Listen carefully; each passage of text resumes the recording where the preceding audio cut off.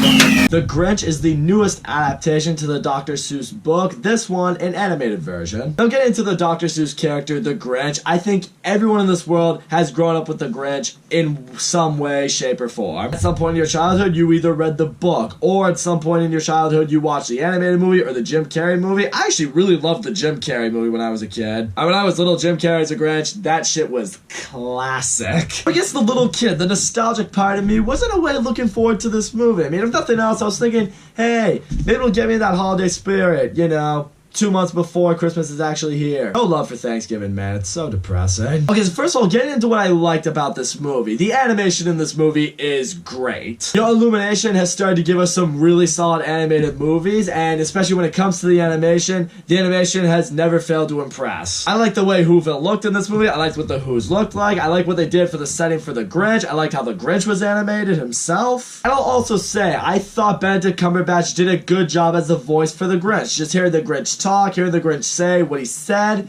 it sounded a lot like what I felt the Grinch would have always sounded like. You know, impatient, unimpressed, angry, just, you know, something inside him just, you know, is a very unpleasant person who just hates everything about Christmas. The issue I have with this movie, and this is where it's going to be tough to really do a spoiler review for this because everyone knows everything about the Grinch because everyone read the Grinch, everyone has seen something of the Grinch.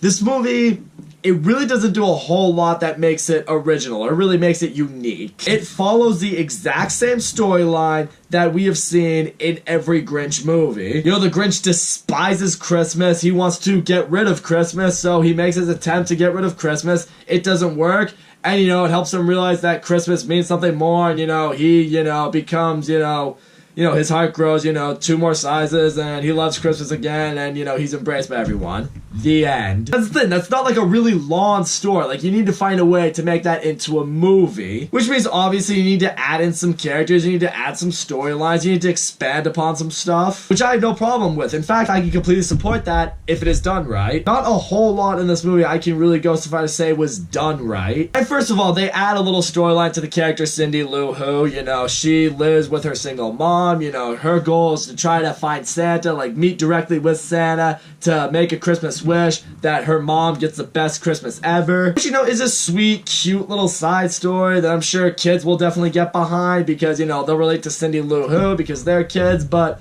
really, I mean, it's just another storyline that they throw into the movie so that way when she meets the Grinch later, when, you know, he's taking everything from her house, you know, I guess it gives it a little more context. The issue is that added plot element just felt like exactly that. That's all it was.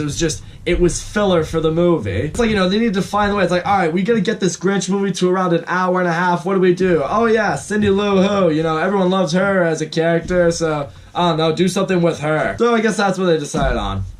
Okay. Oh yeah, and in this version, the movie also decides to give the Grinch a new pet, which is a reindeer named Fred. I mean, you know, he already had his dog Max, who has served as his sidekick through every single one of these adaptations, but it's like, no, he needs another pet. Get him a fat reindeer that's just stupid. Okay, the reindeer's not stupid, it's just fat and it's silly and it's there to make the kids laugh. That's just it. That's really all that the character Fred is there for. He's there for comic relief, and it's not the best comic relief. When he shows up, he adds a few funny elements to this movie, and I won't lie, some elements in this movie that involved him, or whether they didn't involve him, the movie has some funny moments, and I will give it that. But eventually, you don't really feel like Fred brings anything to this movie, because eventually, as the Grinch is doing his scheming for how he's gonna steal Christmas, and everything he had involved for Fred, he eventually sees that Fred is a family, so he lets Fred go back to his family. I guess that's really another gripe I kind of had with this movie. The Grinch, I think in this movie he was a little too nice. I mean, really, you look at the other adaptations, the Grinch was an asshole. Because you're not supposed to like the Grinch initially. You're supposed to hate the Grinch for what he is. I mean, he's a dick. He's an asshole. He wants to steal Christmas. He's supposed to be this character with a very, very little heart. Like a small shred of heart, which is a sign that he really doesn't care for anything. In this movie, though, he looked like he gave a lot more of a shit. He does that for Fred. You know, there are times, you know, he's with his dog Max, and he's actually treating Max really well. I mean, not that I'm saying you should treat your dog bad or anything like that, but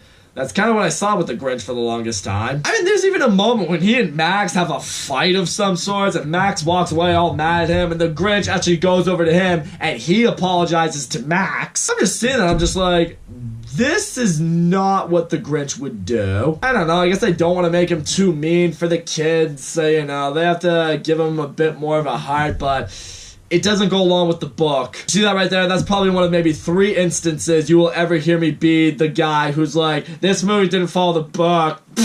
And then, you know, this movie, like the live-action Grinch movie, has to give a backstory to why the Grinch really does hate Christmas. In this case, the Grinch wants to steal Christmas from everybody because he grew up in an orphanage, so he never really got to experience Christmas, never got to experience love, never got to experience a family. Again, it's really just something else that's thrown in there to make the Grinch a longer movie. And then, you know, the Grinch goes about Christmas Eve, you know, he goes to every who's house, he takes everything from them to ruin Christmas. But then, you know, the very following morning, where he's hoping that all the who's are gonna be miserable, they're actually happy because, you know, he now sees in this moment that, you know, the stuff isn't what makes Christmas Christmas, you know, the people are what make Christmas Christmas. Of course, that makes his heart grow, you know, the sleigh's gonna fall over with all the stuff, but he all of a sudden gets his Superman strength and he saves it, brings back to the who's, he apologizes, and then the movie ends with Cindy Lou inviting him and Max to her house for dinner, for the Christmas dinner. And, you know, now he feels as he's part of something again, like a family or whatever.